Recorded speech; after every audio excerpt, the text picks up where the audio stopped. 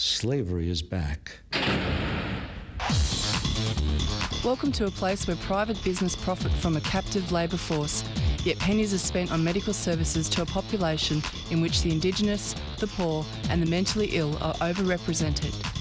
Where isolation, humiliation and degradation are facts of life. Welcome to prison.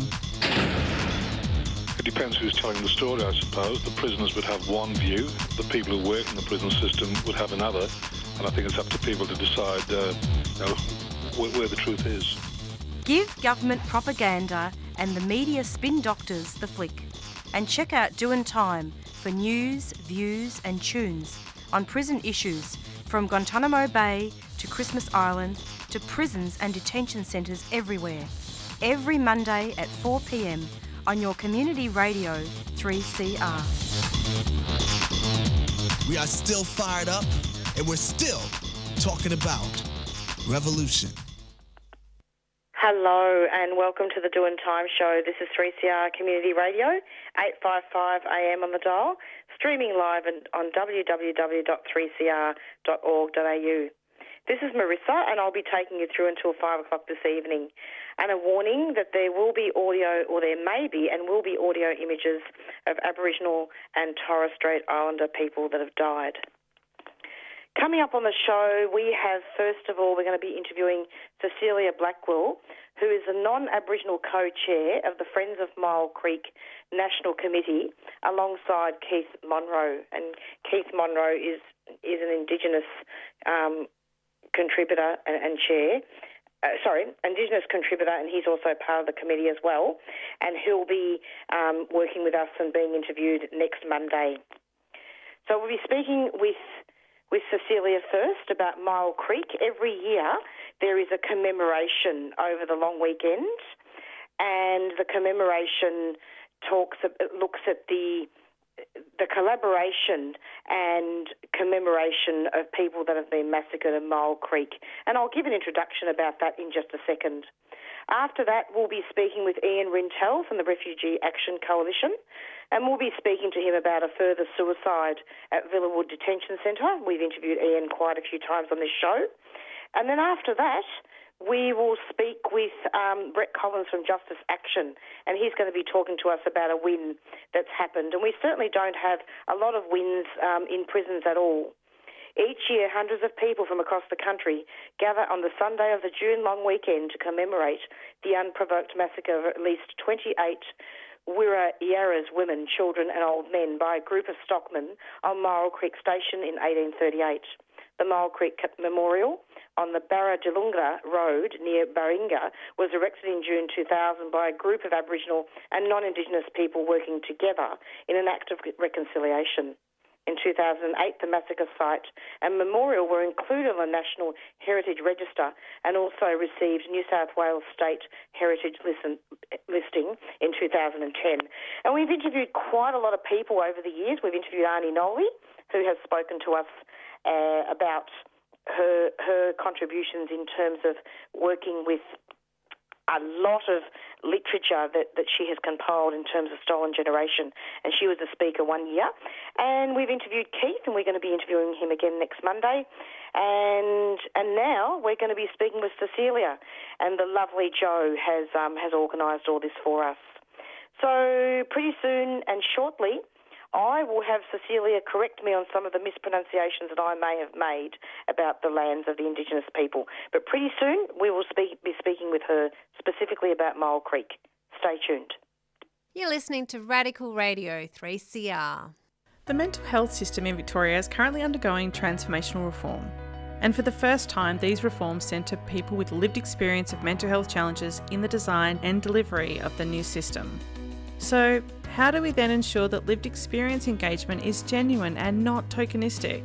And what are some of the structural changes that need to occur to encourage people with a lived experience to want to participate? These are some of the questions we will be exploring in this year's Wellways Public Lecture on Thursday, May 26 at the Wheeler Centre.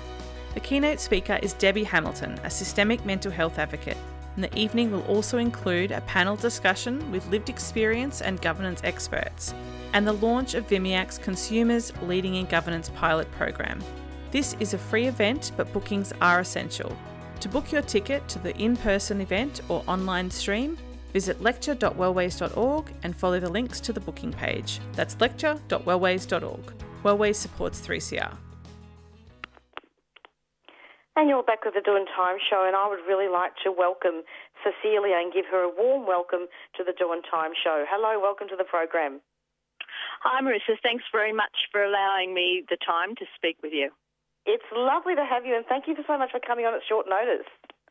All good. Now, Cecilia, you are the co-chair alongside Keith Munro of the committee. Is that right? That's correct. Great.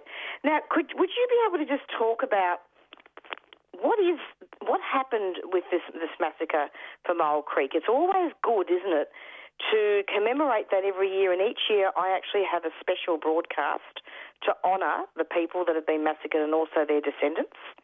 Yep. So I'm wondering, could you just give a little bit of background about what happened and what the weekend will be about? So you mean what happened back in 1838? Yes. Okay, so basically there was an intentional attack made on a peaceful Aboriginal camp, mainly women, children and several older men. The young men who were all away either stick picking or doing something on another property. So it was a planned attack. It was really savage. People were rounded up by men on horseback, threatened, ultimately moved to the stockyards and basically killed there. And following that, they tried to dispose of the evidence by burning. And I guess that's the horrible part of the story, and it's a part of the story that's happened in so many different places around Australia. That's not the unique event. What's particularly unique about the Myall Creek incident is that it was reported. It was reported to the authorities and it was investigated, and as a result, there were 12 perpetrators. 7 of those perpetrators were actually hanged in Sydney after 2 trials. That's basically the events back then. It's all on the myallcreek.org website if people want to have a look at the more detail. And what's happened is over the years, back in 1988, there was a 150-year memorial held that I wasn't involved in. At that stage, I wasn't in the New England area. And following that, in the late 20th century, there was a meeting that I believe was organised by a group of church people, including Ivan Roberts, who was a minister at the time, and Aunt Susie Blacklock, and a whole lot of other people, that I can't name in detail. And it was decided that it was really important some of the people there were actually descendants of the perpetrators and descendants of the survivors. There were a couple of young people who survived that event. And so this was the whole reconciliation aim, was to remember, to tell the truth and to memorialise.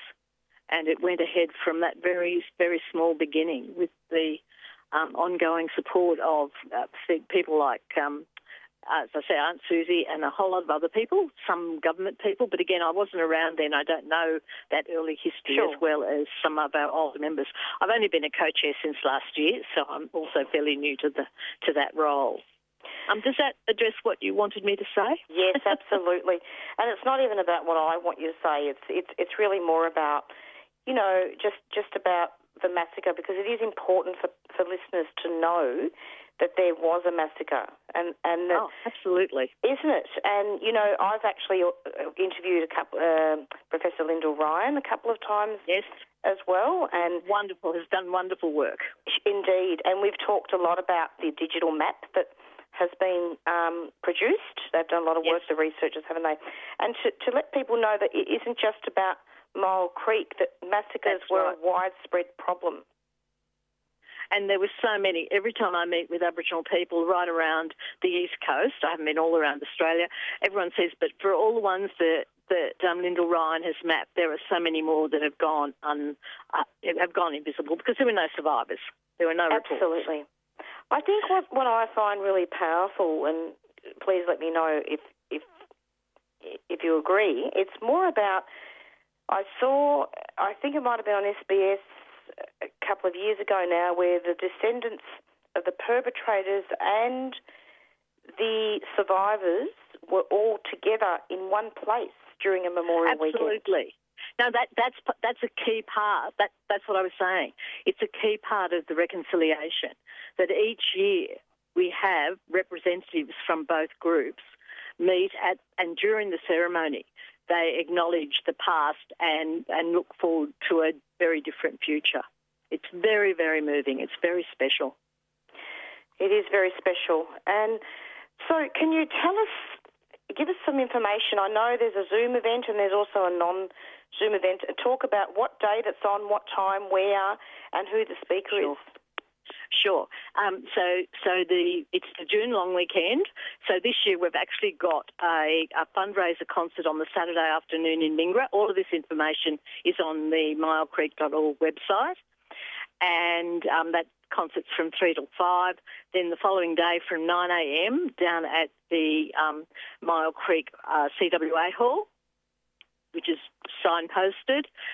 We meet there and then we go up the hill to the new Stage 2 arena where we have a ceremony of welcome, smoking, dance, and then following that we go down to the memorial site itself and have more ceremony. Yeah, and our guest speaker this year is Uncle Jimmy Miller, who is James, I think I should say, James Miller, who has been an Aboriginal academic and curator and reporter of all these different things for many years. He was at the event in 1988, the 150th anniversary, I saw in the notes. I haven't had the pleasure of meeting him yet, but I'm really looking forward to that. No, there's something else I thought of. Sorry, it's gone out of my head. It'll come back, hopefully. That's okay.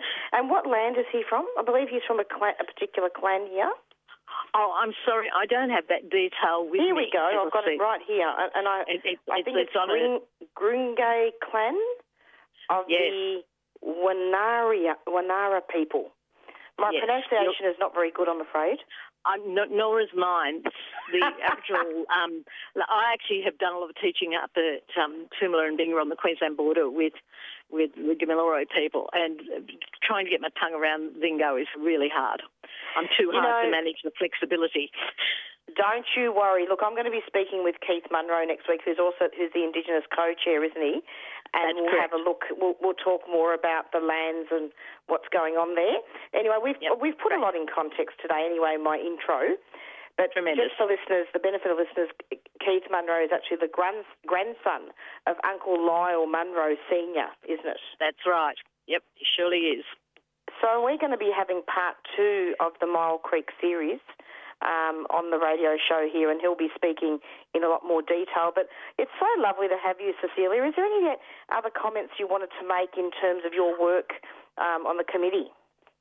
Again, just the importance of recognising that the best thing that we can do, and I think it's been repeated so many times. I watch NITV a lot and listen to our Radio National up here because I don't get Melbourne, and the importance of recognising the truth of what's happened in the past and reaching out and recognising each other as people, that we have shared values, shared needs, and a shared vision of the future that we need to make different to what we've had, particularly in terms of our Indigenous people. I've got a mental health background as well as other things. That's right. And I think it's fantastic that the Massacre sites were included on the National Heritage Register.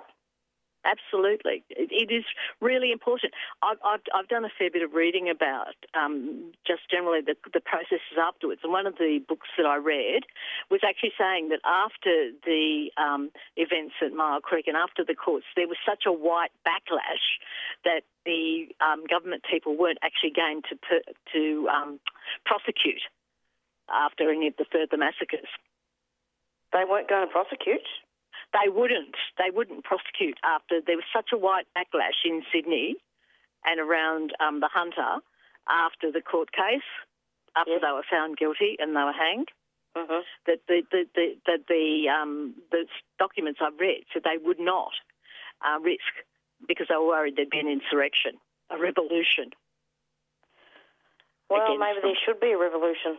Yeah, maybe. Well, we've sort of got it in small doses. And following our election changes, who knows what's next. What's your opinion on the election? What's your opinion on the election results? Well, the only thing that I've really heard was Albanese's acknowledgement that he's going to recognise the Uluru Statement and get on with recognising in the Constitution. That was this morning, his talk this morning. That's fantastic, and I'm really hoping that there's going to be a treaty as well. I know in Victoria there's a lot of work happening in terms of having a treaty, and I'm hoping that the federal government makes a commitment to treaty.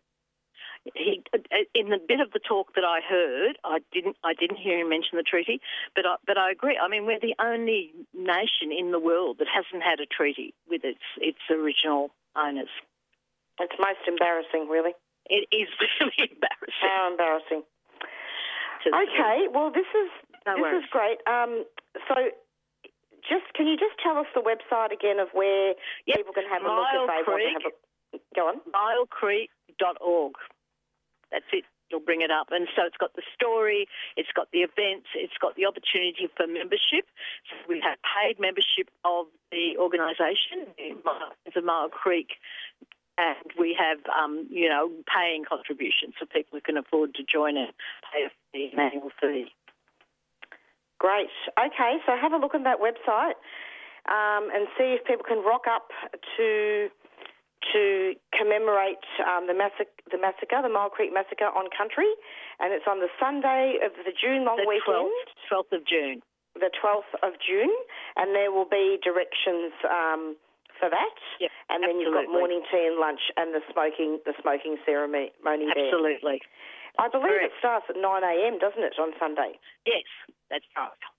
Lovely. I hear it's Myall Creek Hall, Reserve, Creek Road, Myall Creek. Is that right? That's it. Yeah, and it is signposted. Like Guidashire, with thanks to Guidashire Council, our local council of that area, they're place. Okay. Hard to miss. Wonderful. Well, thank you so much. You dropped out there for a minute. We're just about finished. I did warn you that. No, it's all Thanks good. very much. You are amazing. Thank you so much, Cecilia. I enjoyed your company, and we'll talk soon. You have a good day. Bye. Take care. Bye-bye. Thank you, listeners. You're listening to 3CR Community Radio 855 AM on digital and online. 3CR Radical Radio. The Black Lives Matter movement is not going away here or overseas. It gives me hope seeing the numbers of people that turn out to these Invasion Day demonstrations in Melbourne. It gives me the understanding that we will win, folks. We will succeed.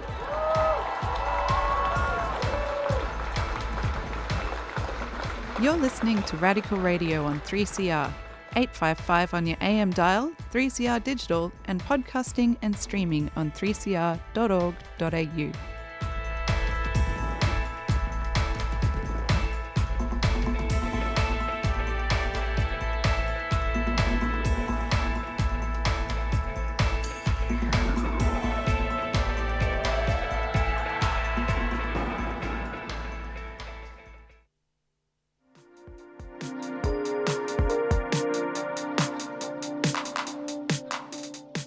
CoHealth is a not-for-profit community health organisation providing health and support services in Melbourne. In late 2021, CoHealth facilitated a workshop for women from diverse cultural backgrounds on effective communication skills for social and professional settings.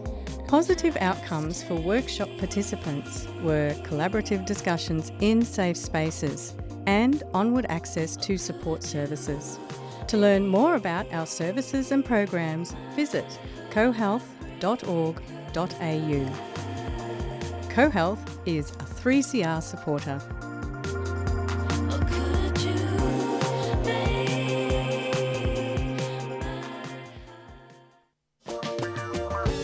Get ready to add your support during our annual Radiothon and help keep communities strong. 3CR Radiothon Fundraiser, June 2022. To donate, call 03 9419 8377 or donate online at 3cr.org.au. 3CR Radiothon 2022. Keep communities strong.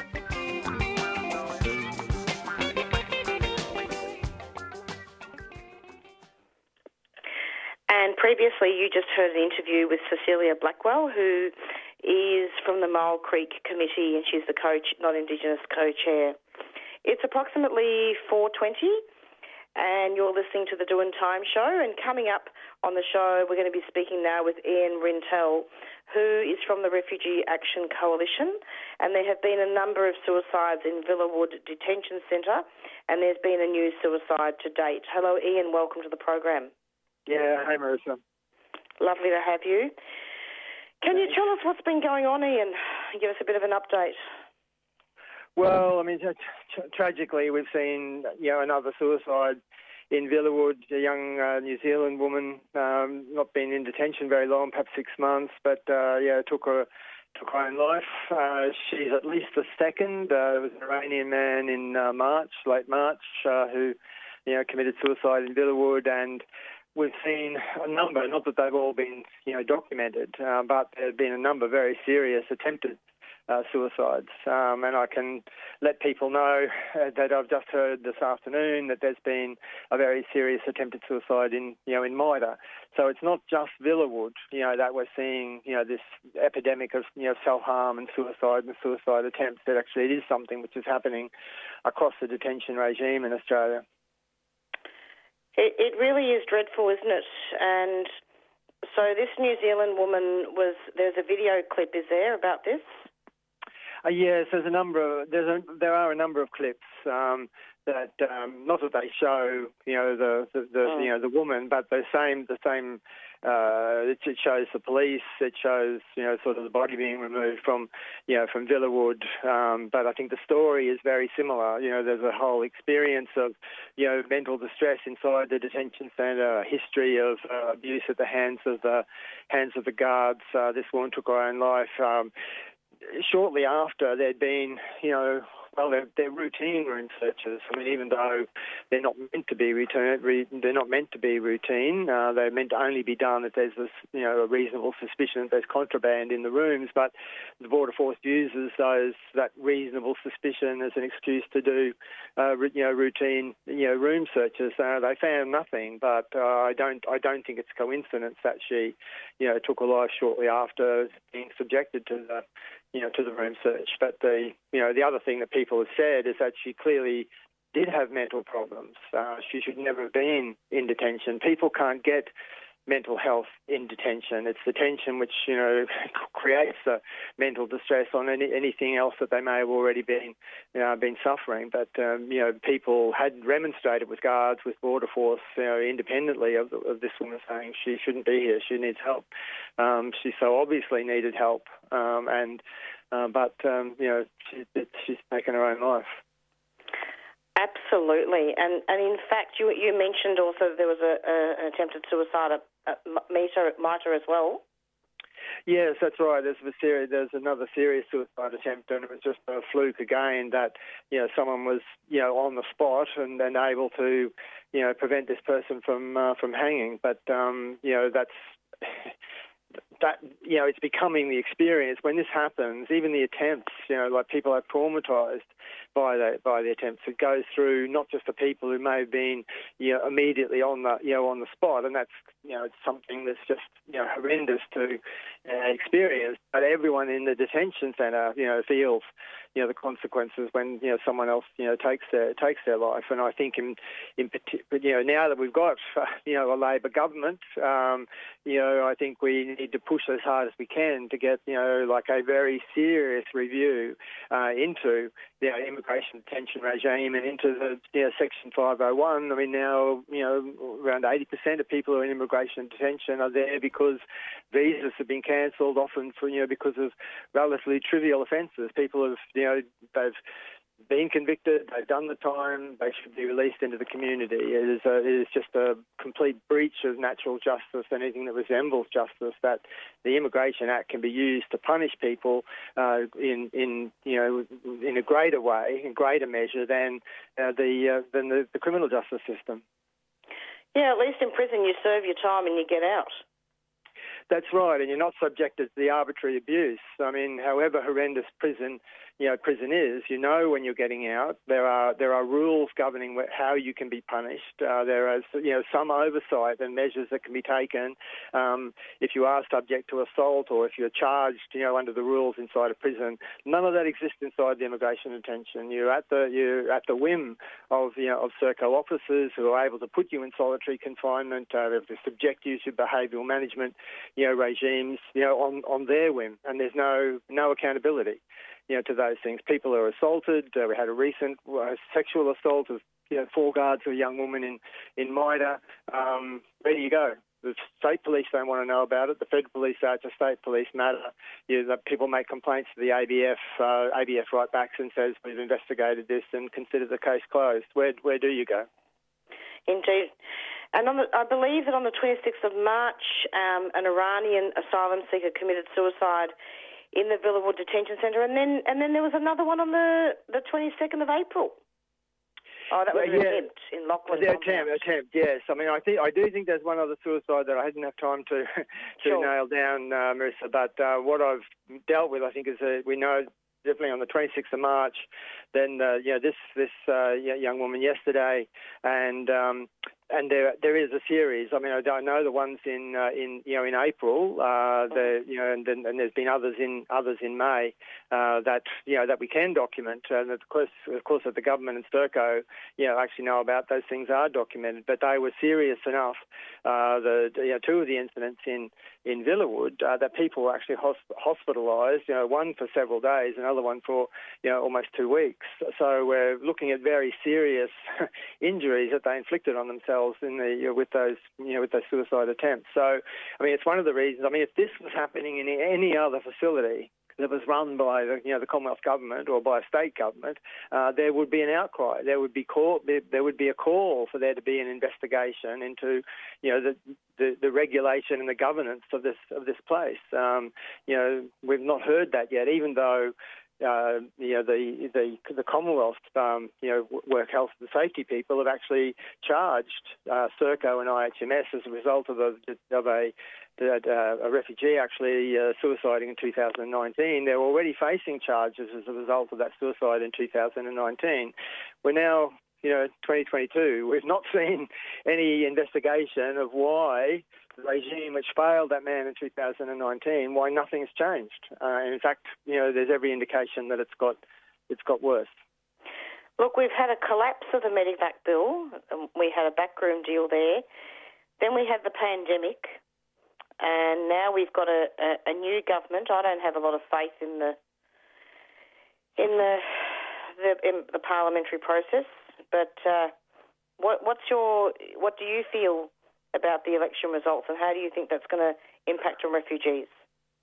Well, I mean, it's great that we've seen the end of Morrison. I don't think you won't find anyone who doesn't think it's good to see the back of Morrison. For refugees, the immediate thing, people who are on TPVs and on chevs because the previous government would only give refugees temporary visas. They've spent 9 years not being able to get family reunions, separated from their families, not being able to study, having to renew visas every 6 months with no security, etc.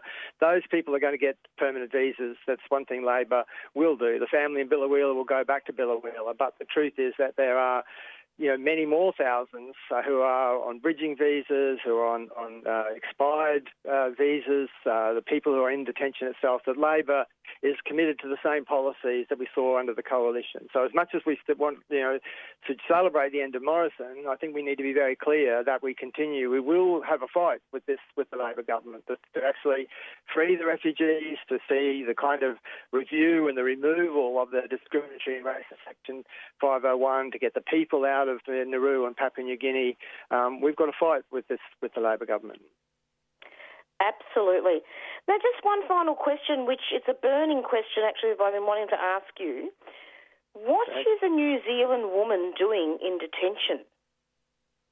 Well, the New Zealanders form the biggest minority. They're the biggest single group who are in detention because people who come here, many people believe that because they're able to come so easily from visa-free, it seems, from New Zealand to Australia. But the truth is that they don't understand that all of them only have a temporary visa. That they may be able to travel without that. Yeah, and that temporary visa does not give them permanent residency rights. In fact, to get permanent residency rights, they have to make a very particular application. It certainly doesn't make them citizens. So you have a very large group of people who believe they have the same rights as Australians in Australia.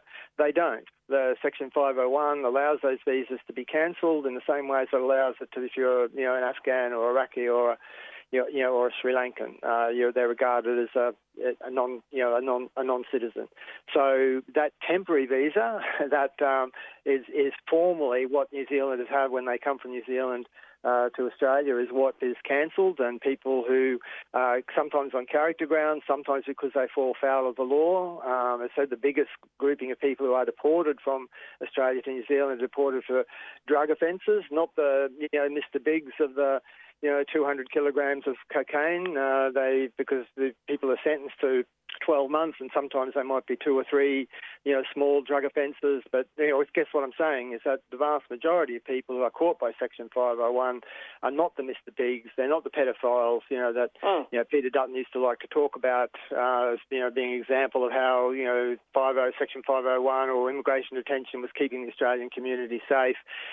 They've been guilty of relatively minor offences, but the New Zealanders are the biggest single group who in detention at the moment, because under the existing regulations of 501, if people are sentenced to 12 months or more, then their visa is automatically cancelled. So you're looking at some type, 40 people a month are coming out of prison potentially to going into immigration detention. Thank you for clearing that up about New Zealand, because it's good for listeners to know that, Ian. Well, too many New Zealanders don't know it. Yes, and people just assume because they came here when they were 2 or 3 that they're Australian citizens or permanent residents. They're not. Absolutely. Yeah, Ian, thanks, Marissa. Thank you so much for coming onto the program. Before you go, just wanted to just clarify to listeners that we weren't just talking about asylum seekers and refugees here. It was also another group, wasn't it? Who they're still. That's right. Do you know what I'm saying? Where the visas were cancelled, correct? Yes, 80% of the people who are in immigration detention are not boat arrivals. They're not refugees or asylum seekers. They are people whose visas have been cancelled either under Section 501 or under Section 116. So they're non-citizens, and that's what that allows the minister to cancel the visa, but it remains a discriminatory and racist section of the Migration Act. Every bit as disgusting and racist, discriminatory as the government's policy to asylum seekers and refugees. But they are still just as bad. Yeah, it's still as bad, and a distinct grouping of people, which also, I have to say, catches also asylum seekers and refugees. Their visas are being cancelled as well. But 501 is a particular section. People need to become more aware of it because, as I said, we've got 80% of the people in immigration detention now are caught by the Section 501. They're brutally treated in the same way asylum seekers and refugees. People may understand that better, but they're just as brutally treated as asylum seekers and refugees in detention. Thank you so much, Ian. Thank you very much. Take care of yourself. Okay, thanks, Marissa. Thanks a lot. Bye-bye. Bye. You're listening to 3CR Community Radio 855 AM on digital and online. 3CR Radical Radio.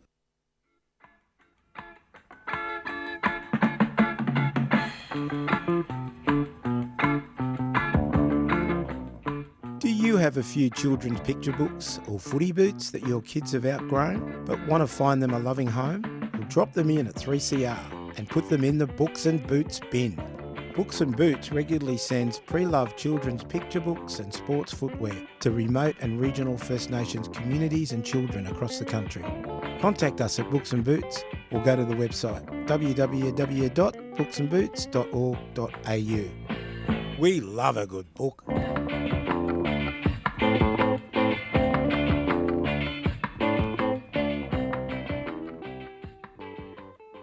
And you're back with the Doing Time show, and we have Brett Collins from Justice Action coming up, and apparently there's been a win in SA, in South Australia. Hello, Brett. Welcome to the program. Yes, hello, Marissa. It certainly has been a battle down in South Australia. Talk to me. What's happening? Well, look, the newspaper, the only newspaper that gets out to people in detention, which is called Just Us, it's we printed 50,000 copies, and every commissioner except South Australia actually was engaged in it, accepted the paper, and so we printed and sent out, distributed to all the other states and territories, one per prisoner. So in Victoria, every prisoner should have had a copy of the newspaper, and even the Victorian Commissioner, she actually made a statement in the newspaper. So it was quite important that the newspaper itself actually get properly distributed. The intention is that it allows everyone in detention to actually read what the political parties say to them, deliberately prepared so that the Greens, the Liberal Party, the Labor Party, all the parties, the whole, I think about 8 or 10 of them, all contribute to the paper to say why people in detention, in prisons, whether in locked hospitals, wherever they are, why they should vote for their party. So the newspaper went in, and except for South Australia. In South Australia, that's where we went to the Supreme Court and had a serious battle. Absolutely. So what does that mean in practice? And that means that prisoners in New South Wales only, right, can receive newspapers? Well, prisoners in New South Wales, but also Victoria, Queensland, Western Australia, Northern Territory, Tasmania. How does that work? Well, look, the newspaper's been it's been running since about 2004. So every federal election and some state elections too, we prepared a newspaper where all the political parties have been asked, why should a person in detention, a prisoner or somebody in a locked hospital, why should they vote for you? And then we've thrown up a theme, and the theme for this particular paper is access to law. So it's access to law. What does the Liberal Party say about access to law for people in prison? And so we got responses from all the political parties, and also we got statements from the prison commissioners as well. So what we're trying to do is make sure that the newspaper itself is actually covered by the constitutional entitlement to be informed. And then that gives the basis for the newspaper to actually enter every prison, even if the commissioners don't particularly want to have it. Right? So there's quite a long series of legal battles. It's been to the Supreme Court 3 times, and on the 3rd time we went before the New South Wales Supreme Court on the question about whether the forensic hospital, that's the mental health detainees, whether they were allowed to receive the paper, and we took $5,000 from the Health Department here in New South Wales, and since that time we've been driving forward until just last week, where we had a serious battle in South Australia and had a magnificent set of lawyers battling for us. There was a very large firm called Allens, who have already defended the prisoner's right to vote in a very important a case that was run about 2007 behind a woman called Vicky Roach, an Aboriginal woman serving a sentence called Vicky Roach, and that case was won. And Alan said, look, we think this is important too. We'll come in behind you on the right for prisoners to receive the newspaper, giving information to them about how they should vote. And so we had the legal firm, and we also had this top QC, or senior counsel actually, a guy called Bernard O'Leary. And Damon O'Leary, and he actually led our team, and we went in on Friday before the Supreme Court, and then finally got a settlement. The other side backed down, and they allowed the newspaper to go in, all be with a few reductions in the paper, but most importantly, got it in. That's fantastic. So with the newspaper, that's actually specifically the prison newspaper. Does that mean that prisoners make contributions of articles in those papers? Absolutely. Look, every prisoner should have received a copy. So after what had happened, we now have agreements from all the commissioners from every state and territory that a copy of Just Us right, it should be given to everyone. So everyone was distributed. Every commissioner told us how many prisoners there were in every jail in Port Phillip and every jail, Barwon. Every jail was actually, and we were given numbers on each of the jails, and we sent out to each of the governors of the jails a statement about the agreement we had with the commissioners, and that was distributed. I say the only state that refused was South Australia, and we went into battle with them, and we came through, which was such an important victory.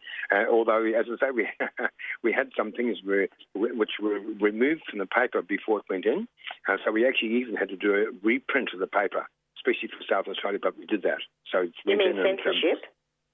Well, absolutely, it was censorship. It was pretty outrageous, actually. I mean, when you realise what they took out, we had on page 2 there was an advertisement there from an organisation called Justice Reform Initiative, which is like such a significant organisation. They have well, it's they have 2 governors general, former governors general, Quentin Bryce and a former High Court Judge William Dean. Right, 2, fair dinkum, and they came in behind this their motto, which is the motto that says, "Jailing is failing." Jailing is failing. Oh, and they took it out. And they took it out. They said, well, listen to this one. This is from the commissioner himself, David Brown. He said, "In my opinion, the document contains provocative and inflammatory material that may inflame or incite unrest amongst prisoners or otherwise could inspire conflict." And it says, amongst it has references among the document to jailing is failing. Another thing they took out was jailbreak prison radio. They said, no, you can't have words like jailbreak in it. Oh, no. Well, that really smacks historically, doesn't it, of, what used to happen in convict days. Well, that's right. I think they've made a fool of themselves in this whole process.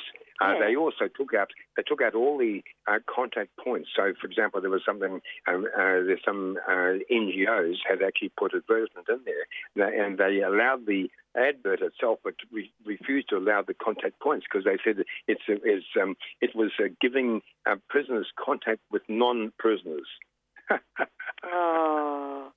But it's good that the newspapers have gone in. That's a big win. But we do need to watch this space, don't we, for censorship, ongoing censorship, don't we?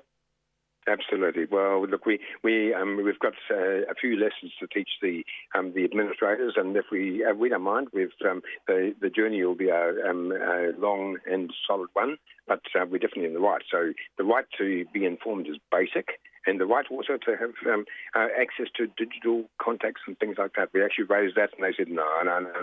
You can't encourage people to think they have a right to access the law through computers and things like that. You can't take that out. We have to take that out. So that was also removed from South Australia. So there are definitely some buts to be had yet. Look, it's good that the newspaper's in, and it's actually creating community within prisons. But there's still a long way to go. But it is good. It's a bit of a win. Yeah, absolutely. Look, we see it as a resounding win, actually, because the right to enter was important. I mean, the fact is that we had such a legal team that the other side would have lost. It just came down to, were we prepared to run a hearing where it could have been a little bit uncertain in some spaces. So we thought, no, better to settle. We have a guaranteed win. It means the newspaper has gone nationally into every person in detention. So we're very proud of that. It's a major success. How can people get in touch if they want to get hold of the newspaper? Look, if they send a letter to us, so it's Justice Action, PO Box 386, Broadway 2007. So PO Box 386, Broadway, New South Wales 2007, and we'll send them a copy and send them a note as well. Brett, thank you so much for coming onto the program. Lovely. Have a lovely evening. And we've loved it. We're going to have you back soon. Okay. Thank you, Marissa. Lovely to speak with you again. Thanks a lot. Okay. Bye-bye. Bye-bye.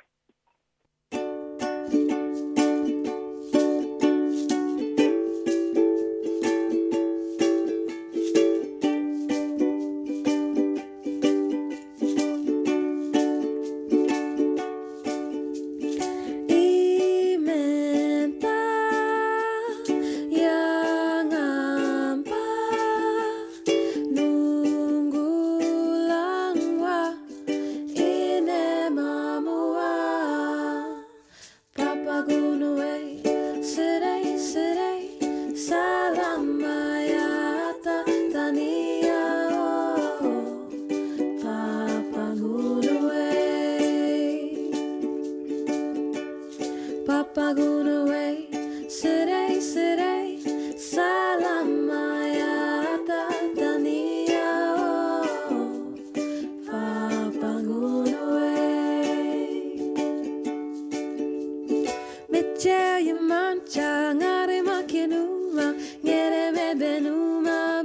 gunaway o kwa imentha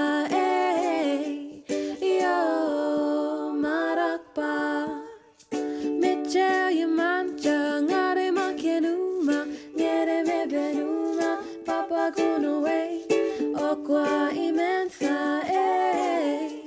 yo marakpa papa gunaway Sere, sere, salamaya tatania oh, Papa Gunaway,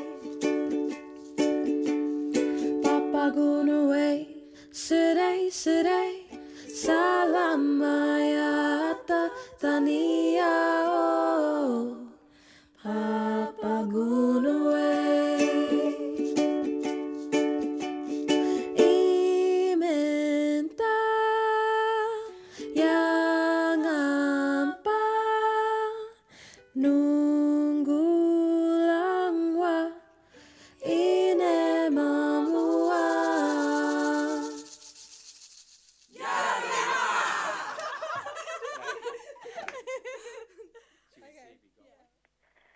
And that really just gave me a big lift. What a beautiful song. And you're back with the Doing Time show. We're nearing the end of our show, but I wanted to make a very important announcement. Radiothon is coming up at 3CR. And basically, we need funds to keep our station on air for the coming 12 months. And this year's theme is Keep Community Strong. And the Radiothon will be happening this month, and I believe it starts next week, I think. And basically, I'm preparing for our show, which will be, the Doing Time show will actually be on the 13th of June, over the long weekend. And our target is $850. Now, there's been a lot of things going on. We've had a lot of natural disasters. We've had the floods. We've had the fires. Over the last couple of years, we've had the pandemic. And it's been a real challenge to do all radio shows, obviously, and during lockdowns there was a lot of remote programming, and still is, I think.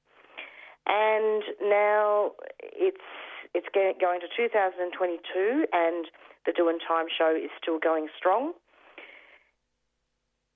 being quite under-resourced as well in terms of financial support for the radio for the show. Last year we did not meet our target. We only got up to 740. Now normally this show always meets its target, but I think last year, 2021, I think the pandemic really took its toll. And indeed, you know, a lot of the communities that I interview, you know, we've got our Indigenous communities, we've got obviously prison communities as well, where really there's not much money. So I'm wondering if people can start thinking about donating now. It is tax deductible, no matter how small your donation is. Please donate to the Doing Time show. We really need the funds. 94198377. And I'm wondering if you could just look at that and dig deep and see what can be done. We are having, as I said, our show on the 13th of June. And please donate to all shows at 3CR. We really do need that, and we do need to keep communities strong.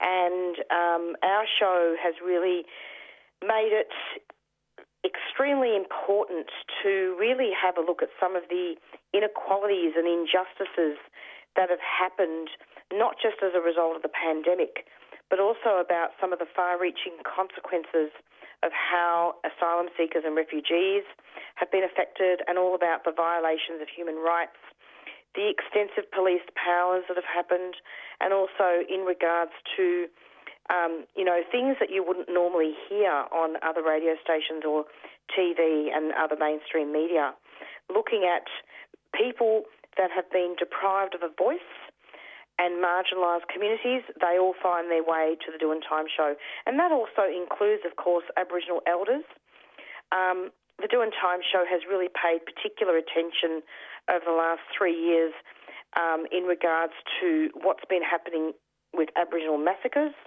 looking at the stolen generation, and giving you up-to-date, concise information on what was happening with the pandemic and how communities have been affected.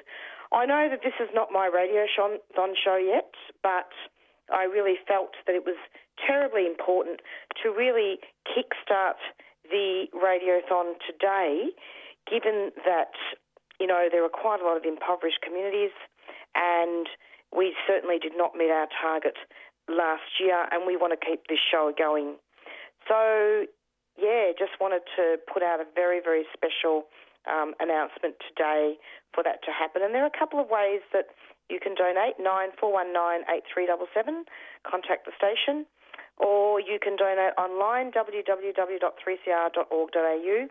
I know that there's been a lot of financial hardship and a lot of difficulties and challenges that we've all experienced over many years. But when you really look at it, those hardships would be completely doubled for people in prison. That would be completely doubled for Aboriginal people, particularly people that are homeless as well. And I did do quite a few interviews about the violations of human rights for people that have been homeless as a result of the pandemic, and what a dreadful thing that was.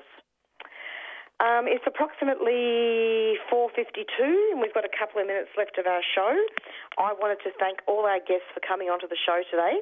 Wanted to thank Cecilia Blackwood for coming on to talk about Myall Creek. We'll be interviewing Keith Munro, who's the Aboriginal National Myall Creek Committee member, co-chair as well. So next Monday he'll be coming on at 4 o'clock. He was ill today, so he wasn't able to join us. But he'll be giving us some more detailed and more extensive information about the Myall Creek Massacre and talk about the event coming up. Today was just a bit of an introduction. And thank you also to Ian Rintel from the Refugee Action Coalition. Ian has been instrumental in giving us very concise updates about refugees and asylum seekers. And we've also interviewed refugees themselves over the years. And then after that, thanks to Brett Collins from Justice Action, who has been a really strong and staunch advocate as far as prisoners are concerned, and has represented and advocated on behalf of prisoners and also people in mental health facilities. And also just to let you know as a concluding thing that the Doing Time show has also commemorated a lot of anniversaries of Indigenous elders and activists that have died, and we have done quite a lot of extensive work. We've also done a lot of work in terms of looking at raising the criminal age for children in prisons, and not just Indigenous children but also non-Indigenous. But of course, we all know that Aboriginal people have been overrepresented in terms of incarceration rates. And of course, we've been doing a lot of work also on building the movement to stop Aboriginal deaths in custody. And we cover inquests and court cases quite extensively on this show. So, yeah, I'm hoping that people pick up the phone, 94198377, to donate to the Doing Time show and donate to all shows at 3CR. And I'm hoping that we can honour that theme of keeping communities strong this year, 2022. So coming up on the show next is Climate Action, and it's goodbye from Marissa, and stay tuned every Monday from 4 or 5 for the Doing Time show. Tune in next Monday for the second part of the series of the Myall Creek Massacre and commemorating that. And that is what the broadcast next Monday will be dedicated to. And sending out a cheerio to Keith Munro to get well soon, and we'll speak to you next Monday. Thanks a lot, and stay strong and take care of each other. Bye.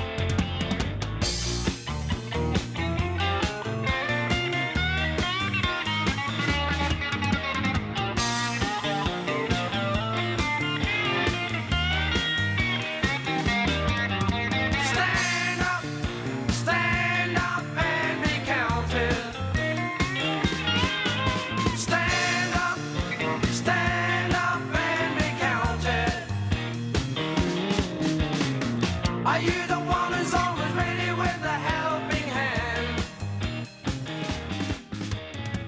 Are you the one who understands this family plan?